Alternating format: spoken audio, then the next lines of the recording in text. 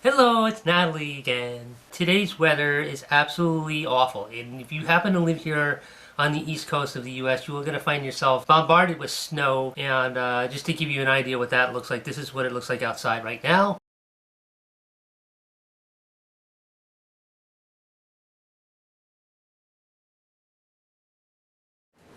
It's my backyard.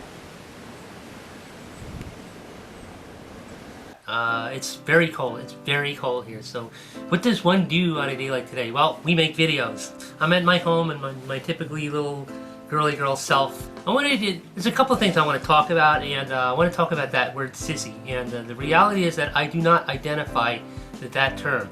I don't think that the word sissy really totally tells the story of who I am. It doesn't really tell the story. It doesn't really explain who I am, and it's a misused word. I had to go on Craigslist to find out what the word sissy actually. If you go on the personal section of Craigslist and you type that in, you're gonna find it inundated with these gay hookups and that type of stuff and everything. And then, okay, I get it, but you know, and some of it does involve cross-dressing, but it involves more or less the kind of role play, and that doesn't really define who I am. Number one, I am not a role player. What you see is how I actually live. And I did experiment with role play, and it just wasn't answering the way I wanted to answer. It wasn't giving really me the message that was really describing me as me. So I'm going to give you a little bit of a background about myself. I have been primarily a cross-dresser pretty much since I was about 6 or 7 years old.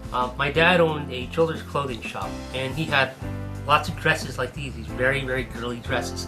And I was very fascinated with them, and I always wanted to. And I would even can remember when I was a kid, when my parents weren't home and my sister wasn't home, I would dive into her wardrobe and just play around with that. She had these really roughly pretty clothes, and it wasn't just a turn on. It was the fact that I wanted to be that persona. I wanted to be the girl stuff.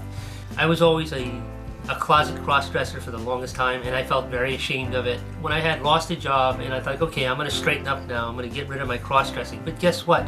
The fantasies never stopped. It never ever stopped. But I always suppressed it, and it was like a lot of these conservative politicians and religious preachers that, you know, were very self-loathing, so that they're just going to get mad at everybody else for their own internalized phobias, you know, homophobias or internalized transphobias, that kind of stuff. And I was like that too. My gender expression was very suppressed. It got so fetishized, and that's what happens when you start to suppress these certain feelings. They get very fetishized. I was fetishizing being like this when I was several years ago. That I didn't know how to do it. I did not know how to express myself at that point.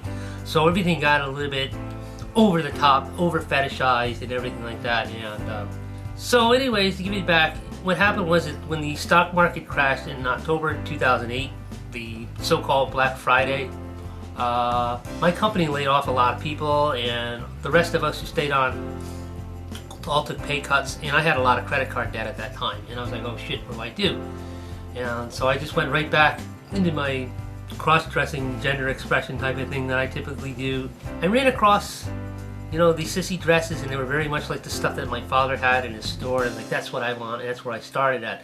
But at the same time, I also started going out and branching out into the transgender community, and I started going to a lot of events, and I started dressing like a woman, and then I had learned how to pass as a woman in public. And that, after a while, became my identity.